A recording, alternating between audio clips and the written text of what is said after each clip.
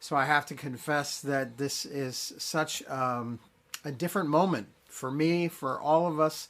And I just want to say that I see you. I'm in an empty building. In my office, staff, support, friends, family are all at home. We're living in a moment like no other. But I want you to know that I see you and that God sees you. There are those of us who are worried about loved ones or our health, or perhaps have those who we love who are sick or even in the hospital. There are those of us who are struggling to figure out how we're going to make ends meet. And with the effects on the economy, on personal income, those who are furloughed, those who are on the front lines of fighting the coronavirus in healthcare, for all those who work in hospitals and doctors' offices and emergency services. You are seen, you are known, you are not alone. And for those of us who are going out of our minds trying to figure out how to homeschool our children, or just simply feel stuck in our homes, this is a difficult moment. But my prayer is that God can do something in this moment.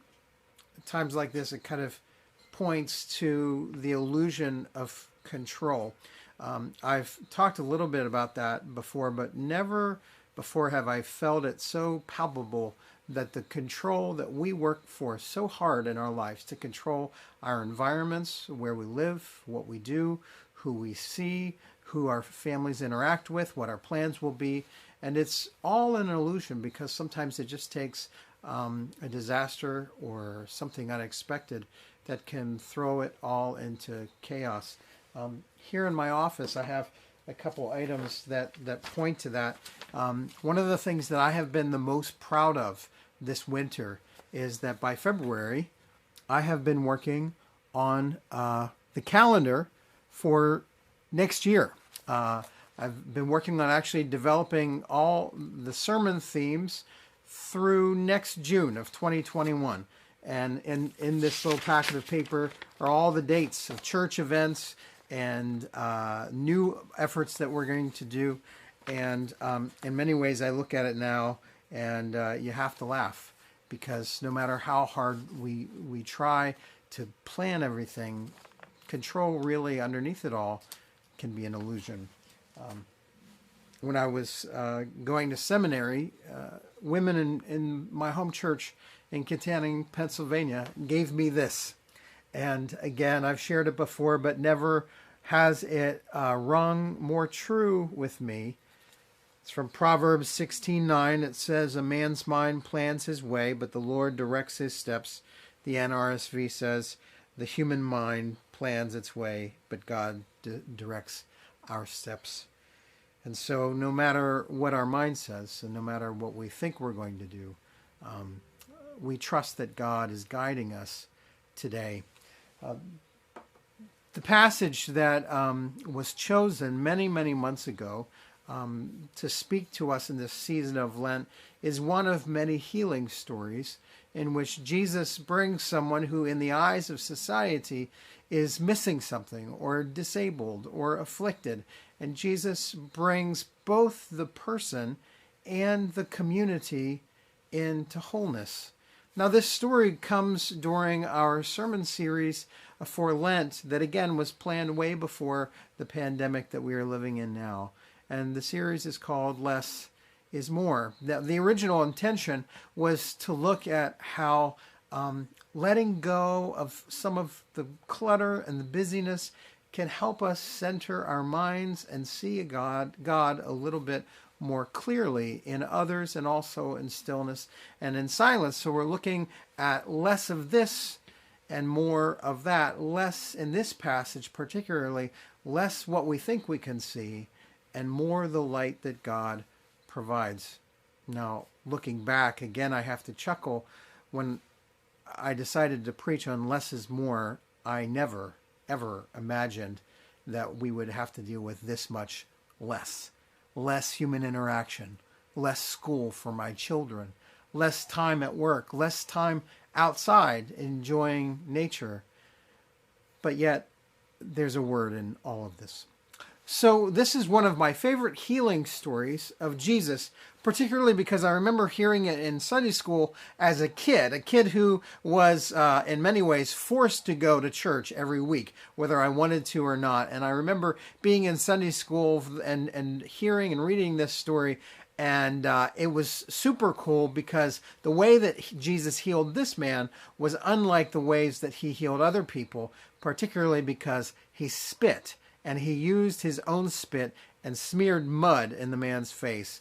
And that's where the healing for the man and the community took place. And that has always stuck with me, that Jesus was not like people who seem to have it all together, but Jesus was not afraid to get dirty and to get his hands a little gritty, and also to bring that to us. Now, there are a few things I want to point out about this story that are important to, that I think to the moment that we are in.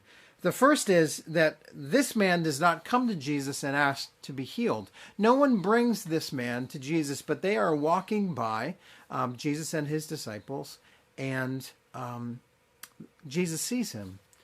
He sees not just a person who's beside the road, but he sees him as a person and as a man. The disciples ask Jesus as they see him, is he blind because he was bad or his parents were bad? They say because he has sinned or his parents have sinned.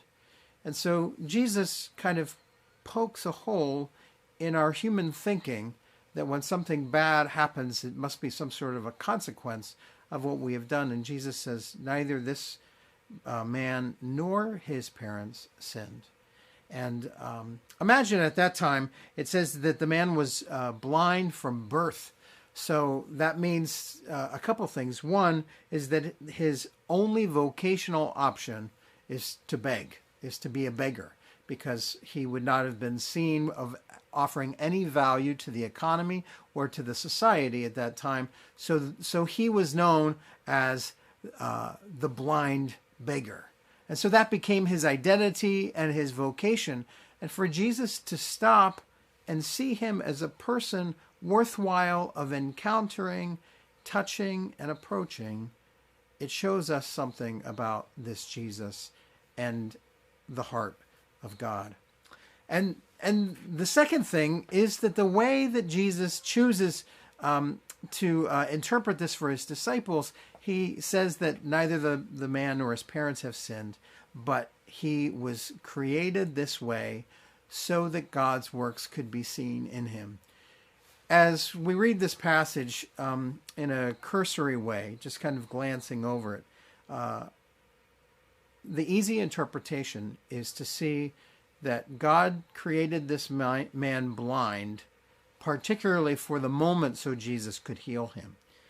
And that interpretation doesn't sit well with me because God doesn't want us to suffer, and God doesn't create us to suffer. And I don't think that what Jesus is saying is that this man suffered and struggled and wrestled and was marginalized and sidelined just for that moment. But instead, I think what Jesus is saying is that God is revealed in people who are gifted differently than our typical expectations.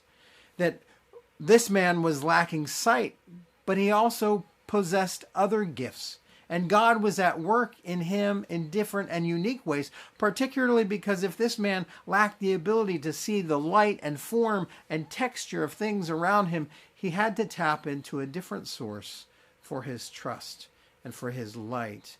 And so in the absence of the faculty of sight, this man was able to have God's work in him so that he was rooted in a different way. The challenge is that society too often overlooks the giftedness of people who lack the faculties or the abilities or the cognitive position or the opinions or other things that we think that they should have. But here I think Jesus shows us that God is revealed in people whom society says are weak or disabled or sidelined. Now let's talk about the mud, my favorite part. So Jesus spits in the dirt and he smears it on the man's eyes. And I'm not sure why he does it, because it doesn't do it to anyone else. So it's not necessarily a magical formula. But when we think about it, I go back to our reflection this year on Ash Wednesday, that when we take ashes to start the season of Lent, we remember, from dust we have come, to dust we shall return. That the lowest common denominator of all carbon life forms is carbon or ash or dust. And yet that's not all of who we are. We are both dust and spirit. And so it's the marriage of dust and spirit that brings who we are. If we look back at Genesis, the way that God gives life to Adam, ha-adam, which literally means mud or earth, God breathes God's breath into the mud or the dirt, and it becomes life. So here Jesus takes his own divine DNA. If you want a DNA swab, particularly if you're into shows like NCIS, you know that simply take a cup that someone has drank from and swab it, because the DNA is there in the spit and the saliva. So Jesus takes part of his own DNA, who he is, the divine heart, and he marries it with the dirt and the dust.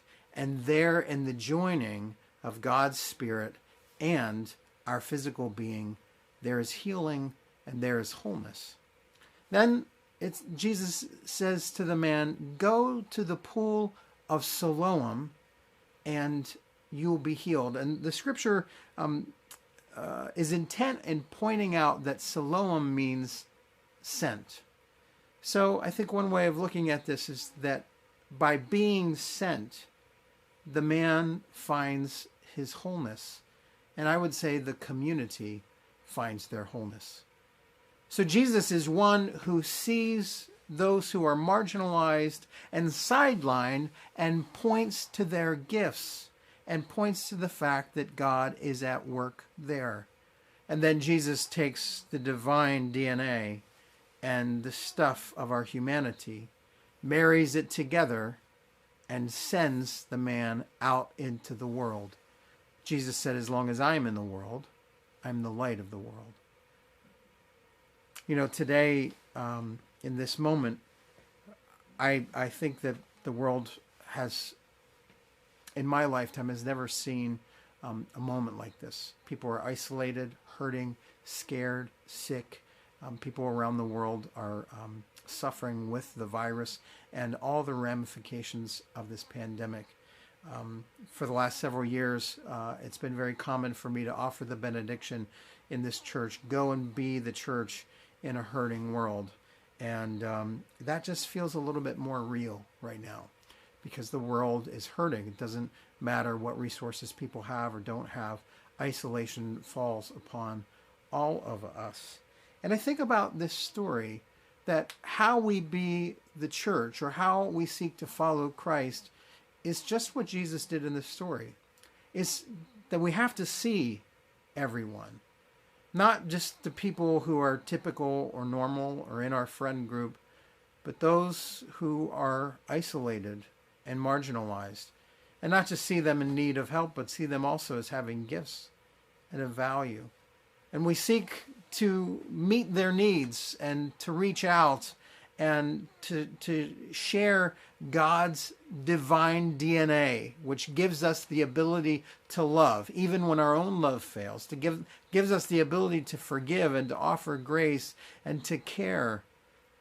I think that when the busyness takes over again, however long that may be from now, when our lives pick back up and feel a little bit more normal, I think many people are going to look back and ask, where was the church? And I think the church and all those who seek to follow Jesus Christ, we have the call now more than ever to find ways to be the church, to see those who are hurting and who are in need, and offer grace and love, because no matter what, we are sent. We are sent in the world to be light of the world. Now, for us to be light, it does not mean that we are perfect or even better than other people, because no matter what plans we come up with, They may fail, they may break. We are flawed, broken, and wounded people. But our job is to point to the light of the world. Jesus, who came and who is different than other religious authorities. Jesus, who is different than those who sought power. Jesus, who deeply cared about each person, who sought them out and gave the divine DNA mixed with their human needs and their humanity. And there was healing. In this moment, I encourage you to find ways to reach out to others. While we're isolated physically, I know the term is social distancing. I would encourage us to think about physical distancing. Instead, use the gifts of technology, of the telephone, of cards, of letters, of prayers from our heart, so that we can keep people connected and that God can work in us 5 months from now when we look back and say, where was the church, or where was their faith in that moment? May people say, the light of God shone in that dark and difficult time. May you go and be salt of the earth and light of the world. Amen.